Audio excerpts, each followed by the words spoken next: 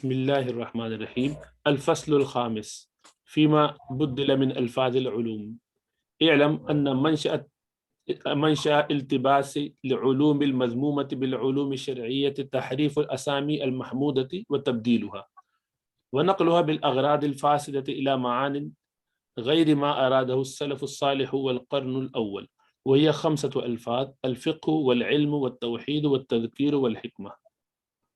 فهذه أسام محمودة والمتصفون بها أرباب المناصب في الدين، ولكنها نقلت الآن إلى معان مذمومة، فصارت القلوب تنفر عن مذمة من يتصف بمعانيها لشيوع إطلاق هذه الأسامي عليهم.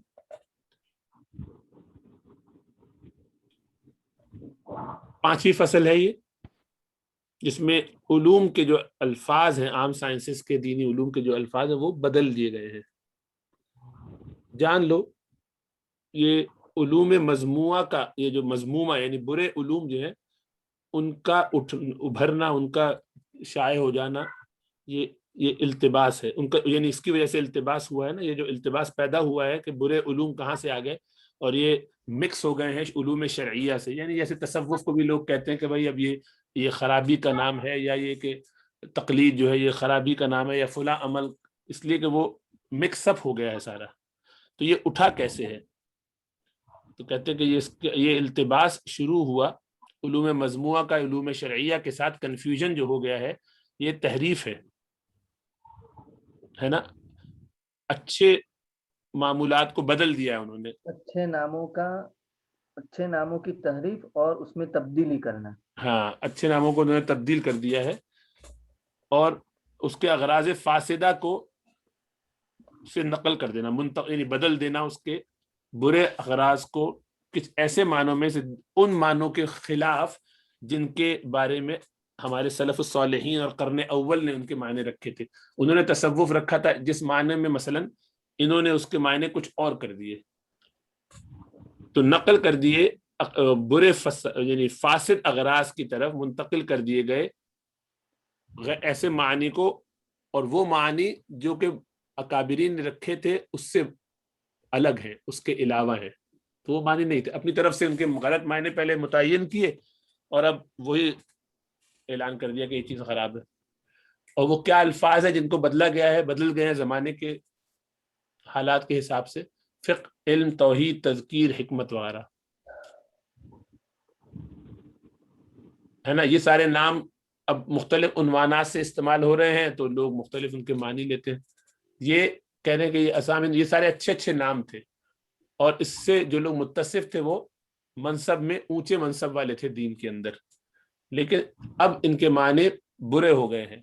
اب یہ دل اس وجہ سے ان سے نفرت کرتے ہیں، اس لیے کہ اس کے معنی میں جو برائی لگ گئی ہے، جس سے اس کو متصف کر دیا گیا ہے، ان معنی کو سامنے رکھ کے لوگ کہتے رہے نہیں اب یہ چھوڑ دو، ان میں کیا کرنا ہے نا۔ ایسے نام ان کے بارے میں اب کامن ہو گئے ہیں کہ لوگ ان کو الٹا پلٹا سمجھتے ہیں، غلط سمجھتے ہیں، یہ فائدہ نہیں، ان چیزوں میں بات نہیں کرنی چاہیے۔ یہ مطلب جیسے بتا رہے ہیں کہ اما الفقہ، فقہ کے بارے میں، فقط تصرفوا فيه بالتخصيص لا بالنقل والتحويل، اذ خصصوه بمعرفة الفروع الغريبة في الفتاوى والوقوف على دقائق عللها واستكثار الكلام فيها وحفظ المقالات المتعلقة بها، فمن كان أشد تعمقا فيها وأكثر اشتغالا بها يقال له هو الأفقه۔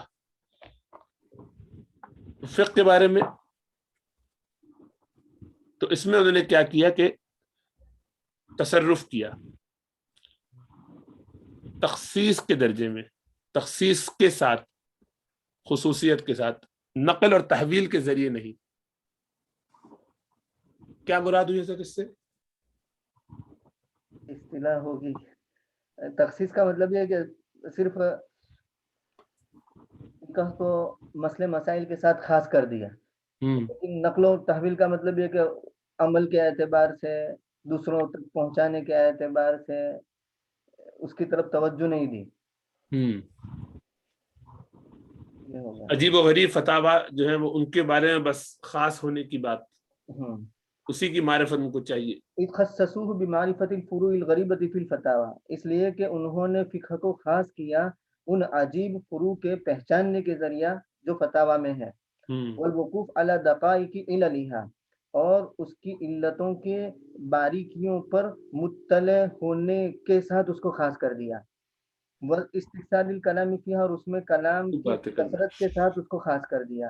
وحفظ المقالات المتعلقۃ بہا، اور ان مقالات کے حفظ کے ساتھ جو اس کے ساتھ متعلق ہیں، تو ان مقالات کے حفظ کے ساتھ اس کو خاص کر دیا کہ بھئی یہ مطلب ایک کرائٹیریا بنا دیا، ایک کسوٹی بنا دی کہ یہ چیزیں ہو تو وہ فقہ ہے.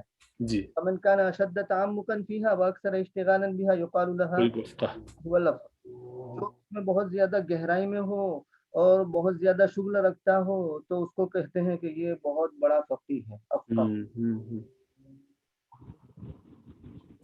حالانکہ یہی نام پچھلے زمانے میں کیا تھا، وہ آنے والے پیرے میں سمجھا. جی.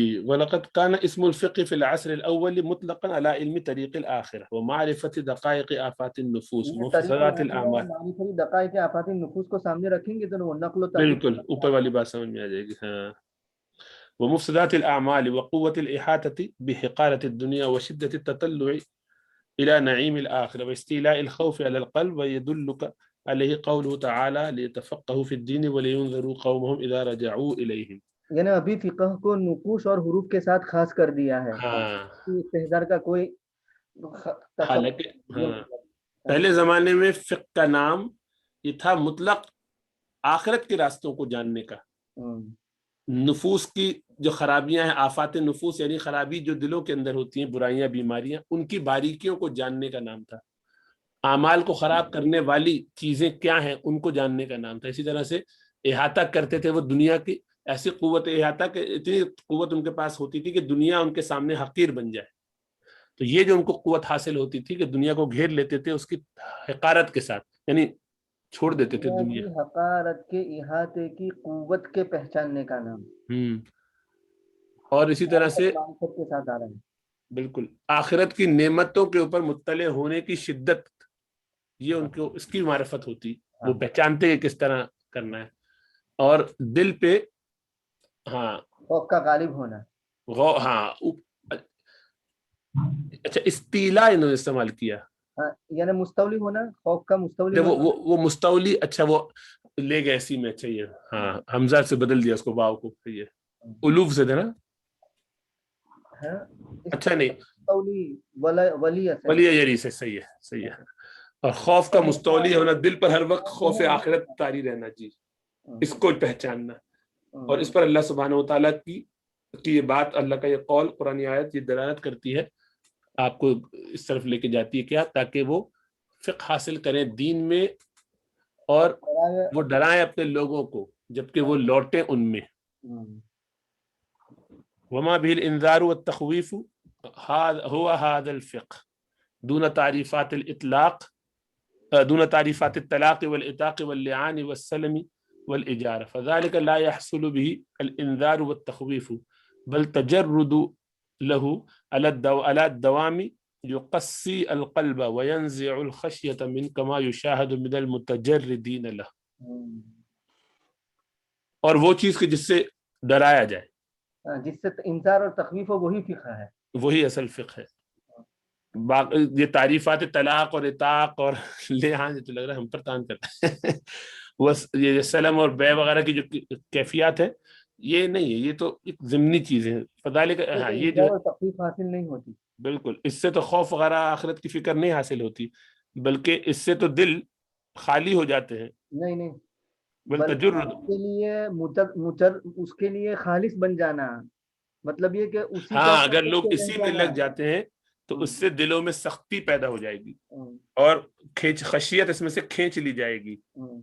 تو تجرد بمانی کہ جو اسی کے ہو کے رہ جائے، مطلب یہ کہ جو صرف اسی کا ہو کر کے جیسے کہ مشاہدہ کیا جاتا ہے ان لوگوں سے جو اس کے لیے مجرد بن گئے ہیں، مطلب اسی کے ہو کر کے رہ گئے ہیں. بالکل. قال تعالى لأنتم أشد رهبة في صدورهم من الله ذلك بأنهم قوم لا يفقهون فأحال قلة خوف من الله واستعظامهم سطوة الخلق على قلة الفقه. جیسے اللہ سبحانہ و تعالیٰ فرمایا کہ یہ ضرور آپ جو ہیں ان کے دلوں میں زیادہ آپ کو دیکھ اے ایمان والو تم سے ان کے دل زیادہ ڈرتے ہیں اللہ کے مقابلے میں، اس لیے کہ یہ لوگ سمجھ نہیں رکھتے. تو ان کی خوف کی قلت کو حوالے کیا اللہ تبارک و تعالیٰ کے مقابلے میں، اور بڑے سمجھنے کو مخلوق کی سطوت کو قلت احال علی قلت الفقہ.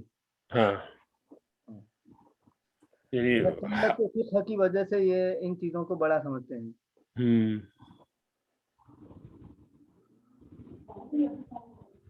تو اس کو دوبارہ دیکھیں، فاحال قلت خوفهم من اللہ واستعظامهم سطوة الخلق على قلة الفقہ. اللہ کی جانب سے ان کے خوف کی قلت کو اور ان کے مخلوق کے غلبے کو بڑا سمجھنے کو منتقل کیا قلت فقہ پر، یعنی حوالے کر دیا قلت فقہ پر. اوپر جو لا یفقہون کہا ہے، جی ہاں، کی وجہ سے ان کے یہاں اللہ کا خوف کم ہے، اور قلت فقہ کی وجہ سے ان کے یہاں گویا کہ مخلوق کا رعب ہے، زیادہ رعب ہے. بالکل. تو یہ سمجھانا چاہتے ہیں کہ اصل فقہ تو یہ ہے کہ جس میں اللہ کا خوف غالب ہونا چاہیے اور مخلوق کا رعب نہیں ہونا چاہیے. کہا کہ یہ طلاق، ایتاق، لیان، سلم، اجارہ کی تعریف سے یہ تھوڑی آئے گا. بالکل یہ سمجھانا چاہتے. سمجھ میں آیا؟ جی ہاں بالکل. جزاک اللہ خیر. حضرت یہاں اس کو چھوڑ دیتے ہیں، انشاءاللہ باقی کل کرتے ہیں.